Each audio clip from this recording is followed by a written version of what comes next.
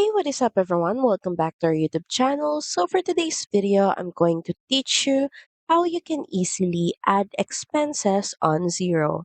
So, all you have to do is head over to Xero.com and, of course, make sure that you're logged into your account. Then, in your account dashboard, just scroll down, then look for the expense claims section, then start by clicking on Create New Expense. And from here, all you have to do is fill out all the details regarding the expense, starting with the purchase amount. Make sure that you choose the correct currency, then enter in the amount. Also add in description and where was the money spent.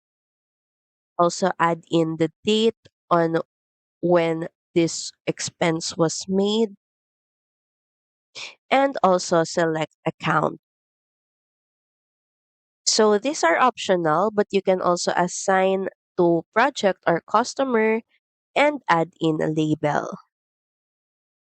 And from here, you can also choose if this includes or excludes tax and also add in a tax. But if there's none, you can just choose no tax.